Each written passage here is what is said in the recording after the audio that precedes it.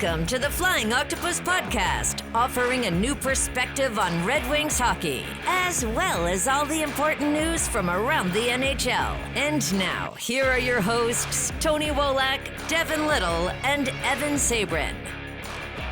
I think it's pretty easy to be, all doom and gloom about the Red Wings at this point in the season, but when you're someone like me or someone like Devin who have, followed the team forever, covered the team forever, it comes down to the fact that it's just a game. And while we would all like the Red Wings to win, just because they lost on any given night, it is what it is. And frankly, at this stage of the season, I think it actually, worked out best for them. The Red Wings are not a playoff team right now, and that's fine. Okay, they're core players. They showed up tonight. They performed. Marco Kasper had a good game. Simon Edvinsson had a good game and stepped up and fought Brady Tkachuk. Lucas Raymond had a good game and contributed on the score sheet as well. The support pieces weren't there, sure. And the Red Wings still haven't gotten solid goaltending and who knows when, but the core players showed up. And because, they lost and they're probably not going to make the playoffs barring some miracle, they're a step closer to securing a better draft slot. And I know moral victories are frustrating and tired and old at this point, but given the fact of where this team is, it's fine. It comes down to the fact that it's just a game. And this is a long-term rebuild, and the pieces are in place, and we are starting to see the fruits of their labor, come and dominate and be leaders on this team with, Seider, Raymond, Kasper, and so on. So it's frustrating in the moment, but if you look at the big picture, where the Red Wings are better off, obviously from where they started, but they're better off from a year ago, the year before that, the year before that. They're a little closer to that window of when all those players acquired during the rebuild are in their prime and leading this team to the playoffs on a regular basis. So we're not going to be, pressing the panic button tonight. We're not going to be just completely shitting on anyone tonight. It's just analyzing it for what it is.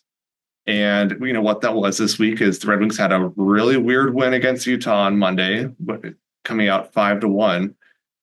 They lost Colorado 5-2 on Tuesday, and Thursday night just wrapped up a 4-3 loss to Ottawa, where they did put in a valiant effort in the third after getting absolutely caved in the second and not getting much support in net until Cam Talbot replaced Alex Lyon. But again, it is what it is. So welcome to episode 28 of the Flying Octopus podcast. I'm your host, Tony Wolak, and I'm joined as always by my co-host, Devin. Devin, are you on the same page here, or are you just really mad about how things turned out? No, yeah. I if anything, I wish that it would have been a 4-1 loss because I could have actually checked out sooner, but they had to go and make it interesting, right? But no, I loved how you described it. A very weird win in Utah. They got all of their good karma for the week in one game, and it was that game. And then just outclassed against the Avalanche, and then made a game against Ottawa that looked like it was going to be ugly, interesting. So that is, they can take some pride in that. And you mentioned Simon Edvinsson showing some fight. You love to see that. Ultimately, a loss is a loss, and there's a reason why the Senators are holding on to not just any wild card spot. It's the first one. They've got a nice little gap there too, and the Red Wings are on the outside looking in, and there's a little bit of gap between them and that second wild card spot now too. So, it's been said before, the Red Wings had the toughest schedule coming out of that Four Nations break, and it's taking its toll. Where just all you have to do is look at the win-loss record since that break, and you can see that was very much the case. It's funny, before the game, when everyone was all up in arms about Vladimir Tarasenko being on the first line with Dylan Larkin and Lucas Raymond. I feel like I was one of the only voices I was like, okay, sure, why not? Get him, a goal or assist or what have you to pad his stats, and who knows, maybe it would be a little bit easier to move him in the offseason, not just guarantee a buyout. It has to happen. So I'll take the win there. Thank you very much. Tarasenko did score the third goal of the night and, brought the Red Wings within one. Ultimately, they fell short. Saturday, they are in Boston. Saturday, Boston is in Detroit for an 8:00 matchup on national television. And then Tuesday, they're at St. Louis. Those are the only games before we record next. They have, a little time in between their games here, which is, probably good this time of year. I know a few of the players looked pretty gassed towards the end of the game there, given the rigorous schedule that they've had this season. But there are 10 games remaining. Strangely enough, the Red Wings are only three points back of a wild card spot. So in theory, there's still a chance they can make the playoffs. And who knows? Like, it would be a great story if they somehow pulled it out and did some damage in the playoffs.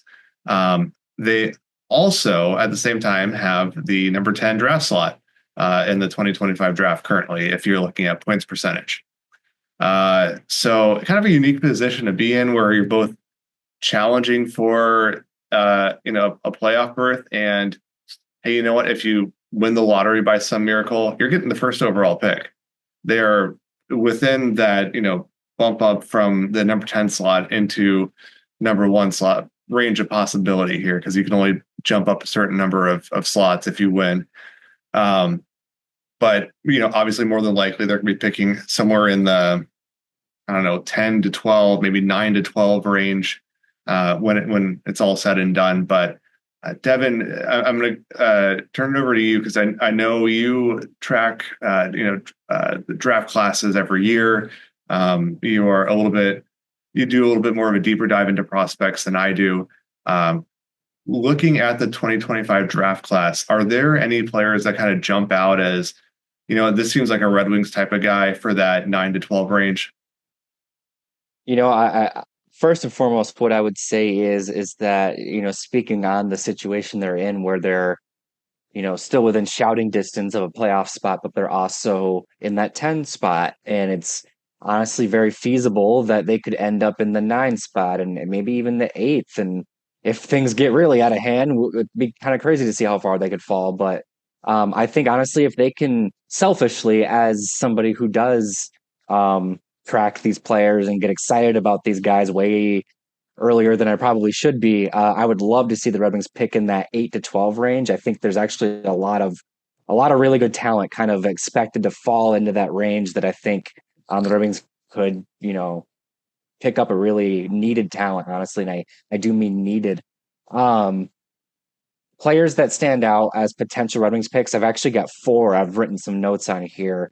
I've got them categorized as less likely and more likely because the less likely are maybe a bit more towards the upper half of maybe just out of reach of where the Red Wings are going to be. Maybe they're picking 9th or 10th and these guys are going to be 7th and 8th overall, that type of thing. But first one's going to be Victor Eklund.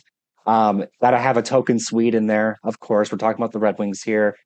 Victor Eklund, honestly, it reminds me a lot of Jesper Bratt over in New Jersey. And I don't know if you guys if you recall from the Four Nations break, Bratt and Lucas Raymond looked really good together. And I think that if you could replicate that with Victor Eklund, that would be really good pickup. He's a shooter. His brother plays with the San Jose Sharks. They must have had fun playing together because his brother is very much a playmaker, whereas he's a guy who's more willing to take the shot. I think he seems like he has a high ceiling to me, and I think he's that type of talent that would be a really nice pickup for the Red Wings. And then the other one that is maybe a bit more far-fetched or out of reach is actually Roger McQueen, center, big centerman. Expected, and if you kind of depending on who you're looking at, he's kind of expected to go 6, 7, 8, somewhere in there. It's actually been reported that the Wings have been looking at him recently. So I imagine that there's interest there. He's a big dude. He's 6'5", I think he's like 195 in terms of his weight, so he's definitely got room to grow up even bigger. I think that he's got the raw tools to be a future Tage Thompson, and even just from this season where you watch the Red Wings play against the Sabres, Tage Thompson's a pretty good player, and he typically plays really well against the Red Wings. It would be nice to have a player that could match that. And then moving over to the more likely players, I've got defenseman Jackson Smith of the Tri-City Americans. He is a mobile two-way defenseman that I think, given the proper development and time to develop, could be an all situations defender. Maybe not a top power play quarterback, but a second unit, maybe not relied upon as heavily. I think his offensive ceiling isn't we're not talking about Axel Steen Pellico over here, but I think he could be a steady 40, 50 point a season guy. Again, given the right development. And I think his skating ability, along with his size, he could be, if he fills out and kind of develops a certain way, he could be a more mobile, more exciter, and that would be really exciting. And then the last guy I have, I think the question is guys that stand out for the Red Wings or really seem like they might be a Red Wings fit. Jake O'Brien is a player that I would not be surprised we're hearing pop up in mock drafts going to the Red Wings. You look at his scouting report, and it honestly reminds me a lot of Nate Danielson. High compete, playmaking centerman that can go against the opposition's top forwards. And he's got kind of that profile where he's high compete, and you wonder if there's some hidden potential there. Reminds me of Marco Casper, right? He's just you look at his scouting report, you look at how he plays on the ice. He's that Red Wings type. You have to wonder, where the draft's months away. Well, there's a lot to happen between now and then. But you almost wonder if as much as he is like that's a Red Wings guy, if it makes sense for the Red Wings to look at some of these other guys I've mentioned, just because they've been going for those Red Wings guys for the last 3 years and even more. And maybe it's time to diversify their prospect pool a little bit more, because they've got a really deep pool already, and they've got plenty of players that fit that mold. And maybe now you address other areas elsewhere. And the only way to really do that is to pick players that aren't the exact same as, or don't fit the same mold as the other guys you've been picking. You have a good point that the draft is months away, because it's 3 solid months away. And obviously over those next 3 months, there's going to be lots more analysis on Red Wings prospects, the 2025 draft class, how it all fits together in terms of Detroit's rebuild, or I don't know if you call it a rebuild now, but just continuing to build up. But from my views of these players and everything I've read about them, what I've heard scouts say about them, wholeheartedly agree with the list you put together. I do think if it ends up being someone like whether it's Victor Eklund or Jake O'Brien, like that's gonna solidify an offensive unit that is currently is not strong in the scoring department, if we're being honest here. But you have Michael Brown-Nygaard coming along, and either Eklund or O'Brien added to that, and with the further development of Nate Danielson and Marco Casper and Lucas Raymond and being in his prime, and Dylan Larkin being at the end of his prime, like you have a lot of quality players to fit into the top 6 there, and just finding the players, the role players to slot in under those. And it's encouraging. Or if it's someone like Jackson Smith, looking at a top 4 decor of Edvinson, Seider, Smith, and Axel Sandin Pellica, that's a really good top 4. Like, absolutely. It may take a minute for Smith and Sandin Pellica to be like bona fide NHLers, but like if you're moving forward with that group for the long term, that is an excellent top four. And that kind of speaks to the rebuild. It's not just about it's not about the free agents you sign to like fill the gaps. It's about the players that you draft. And a top four like that, or a top six if they, pick Eklund or O'Brien, like that, those units would be in great shape. One other player I'll throw out there though is Carter Bear, and sort of for the same. Well, they're not the same player, but similar sort of mindset that you had when you were discussing Jake O'Brien. I see Carter Bear as someone who I do like his compete level. I do like his tenacity, and he scored 40 goals in 56 games this season for Everett in the WHL. And had he not, had a pretty brutal laceration, then he would have probably top 50 goals this season. Like that's not a stretch to say. So I see him as someone who's got a little bit more offensive upside to play in that top six role down the road. He kind of fits the Red Wings mantra of like, be responsible, be two-way, compete hard, that sort of thing. But also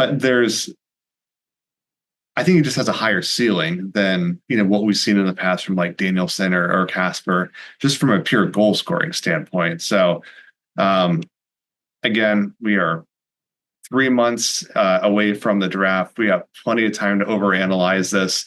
But I do think even if the Red Wings end up with like the 9th or 10th or 11th pick, you're right, Devin, there are a lot of solid players that fit into that range. Like, yeah, you may not be winning the lottery, but at least the players that are projected to go in that range, any number of them could be a fit for the Red Wings based on position, based on talent, based on intangibles. Like they all have what the Red Wings are looking for. So it's frustrating that they may not they're probably not making the playoffs, but at least their building up to the draft is going to be aided substantially this offseason. But one player, who won't be available this offseason, and this would be as a free agent, is Jakob Chychrun, who, many had hoped the Red Wings would sign this offseason to solidify their blue line, provide a scoring punch, coming off of what's been a very solid campaign with the Washington Capitals. But he signed an 8-year, $9 million AAV deal with the Capitals this week. And I'm curious, Emma, what was your first reaction to that? Because I think this was like the first contract that really jumped out as like, we're in a new salary cap era. I would agree with that. And I'm going to give my very brief answer on this because just like I'm kind of the prospect guy around here, you're the business guy around here. And I very much feel like this question is like right in your wheelhouse. I think that yes, it is very much an indicator of the salary cap going up. It is one of those things where you have a little bit of sticker shock when you first look at it. I mean, Jakob Chychrun's making more than Moritz Seider, and I think you could have a really healthy debate about which one of those two is the better defender. But also that speaks to the value that the Red Wings are going to get out of Moritz Seider's contract moving forward, along with other contracts, to be honest with you. But Moritz Seider's is definitely one of them. And then also, this not only is it kind of an indicator of where we're going, it also is probably the first one that sets a little bit of a bar. This is now going to be a deal that many teams look at and kind of compare their guys that are in Chychrun's tier, compare them to. And it's also kind of my last thought here is that it's also kind of a big bet by the Washington Capitals. Yes, the cap is going up, but also this is them very much saying that he's basically taking over for John Carlson in terms of their top defender and the guy who's taking on the most responsibility is kind of expected to be the guy on their blue line. So, it indicates a lot of things to me, honestly. But to me, I'm when it comes to this stuff, I'm definitely not a salary capologist like you are, Tony. So I'm very curious to hear what your thoughts are on this contract. So yeah, for me, it was like my first reaction was, huh, okay, I guess that's where we're going. And then, I started to see a lot of analysis being like, oh, this is an overpay. Oh, this is not going to age well. This is a lot of money for a defenseman who scored a lot and is shooting above his career shooting percentage, but is pretty mid otherwise on defense. And that to me, it didn't reflect the whole picture, that sort of analysis. Cause just taking a step back, the salary cap this year is $88 million. It's going to jump up to $95.5 million next season, and then $104 million the year after that, and then $113.5 million in 2027-28. So it's taking significant steps up after what's been a pretty flat, slight growth over the last, since the pandemic, really. And so, looking at the $9 million AAV for Chychrun, based on the $95.5 million salary cap ceiling for next season, that Chychrun's contract occupies 9.42% of that 95.5. If you take that same 9.42% and then use that against the 88 million that we're seeing today for the salary cap, that drops it down to 8.29 million, which is a little less than what Seider's making. So he's got a lower cap percentage than Seider, but it's a higher dollar amount. So that kind of needs to be factored into it. And I think it's fair value. It's an internal re-signing as opposed to the free agent market and open bidding from teams. Slotting in behind Seider, that makes sense to me. And I do think Chychrun's a little stronger offensively, or Seider is a little stronger defensively. In netting out, there's not really much of a difference here. I think it's fine. I think if anything, this is just showing a new reality for the salary cap, and it's going to surprise people. People are going to have to recalibrate their mindsets, recalibrate their models, just to kind of make sense of this 7.5 million jump this season, and then another big jump the year after that, and another big jump the year after that. And if you've seen projections beyond that, it won't be long before the NHL salary cap is over 120 million. So it's a big number, but we better get used to them, because Simon Edvinson's going to be up for a new contract soon enough. Connor McDavid is going to be a very wealthy man on his next contract. That's all I have to say about that. Do you think he'll get 20? I mean, if anyone deserves that. Absolutely. That's one of those things where it sounds crazy right now, but then if you ask the same question a year from now, it sounds that much more plausible, right? Right. But kind of jumping back to the impact on the Red Wings, it does make the Seider contract look, I mean, it between Dylan Larkin reaching the end of his previous contract, and then Lucas Raymond and Moritz Seider's ELCs expiring when they did, it lined up pretty nicely with where the NHL salary cap is going. Obviously, they could have signed bridge deals, Seider and Raymond, but from what I understand, the Red Wings did everything they could to avoid that, and for good reason, because if those two were up for a contract this offseason, obviously they would be making way more than what they're currently signed for today.